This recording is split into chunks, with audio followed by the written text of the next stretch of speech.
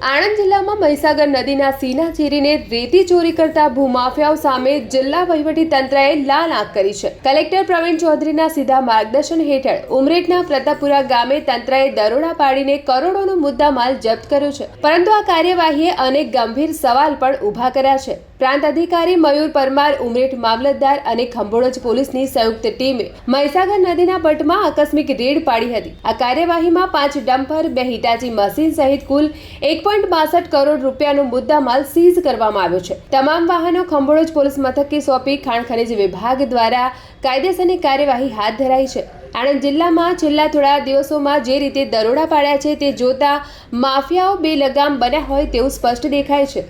ઉલ્લેખનીય છે કે થોડા દિવસ પહેલા પણ ગાંધીનગર વિજિલન્સના દરોડામાં વિજિલન્સે 1.66 કરોડનો મુદ્દામાલ ઝડપ્યો હતો। હવે સૌથી મોટો સવાલ એ છે કે જ્યારે બહારની ટીમ અથવા ઉચ્ચ અધિકારીઓ તપાસ કરે છે ત્યારે કરોડોનો મુદ્દામાલ પકડાય છે, તો શું સ્થાનિક ખાણ ખનીજ વિભાગ ઊંઘી રહ્યું છે કે પછી મિલીભગતનો ખેલ ચાલી રહ્યો છે? ભૂતકાળમાં પણ આ વિભાગના અધિકારીઓ લાંચ લેતા ઝડપાઈ ચૂક્યા છે, ત્યારે જનતામાં ચર્ચા એ છે કે શું હજુ પણ હપ્તાખોરીના જોરે માતા તુલ્ય મહીસાગરનું ચીરહરણ થઈ રહ્યું છે? કલેક્ટરનો કડક આદેશ છે કે ઝુંબેશ ચાલુ રહેશે। જિલ્લા કલેક્ટર પ્રવીણ ચૌધરીએ સ્પષ્ટ કર્યું છે કે આ તો માત્ર શરૂઆત છે। આણંદ જિલ્લામાં કોઈ પણ ભોગે ગેરકાયદેસર ખનન ચલાવી લેવામાં નહીં આવે।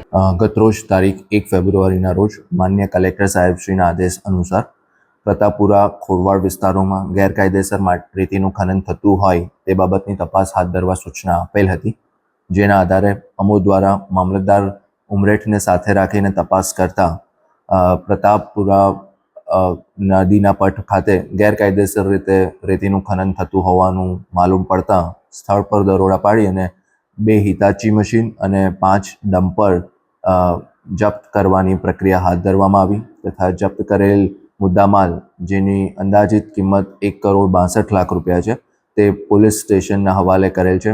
સ્થળ પર અમો દ્વારા ભૂસ્તર શાસ્ત્રીની કચેરીના અધિકારીને બોલાવી અને તેઓને આગળની નિયમ અનુસારની કામગીરી કરવા માટે સૂચના આપવામાં આવેલ છે। ખરેખરમાં જે રેતી ખનન થતું હોય છે તેમાં કયા પ્રકારની ગેરરીતિઓ થતી હોય છે અને કયા પ્રકારે એને અટકાવવા માટે આગામી દિવસોમાં આપણા દ્વારા પ્રયત્ન કરવામાં આવશે? જે પણ ભાડાપટ્ટા આપેલા હોય છે તેની શરતો સાથેના ભાડાપટ્ટા આપેલા હોય છે, તેના શરતોના ભંગ બદલની ગેરકાયદેસર કાર્યવાહી સંભવિત હોય છે।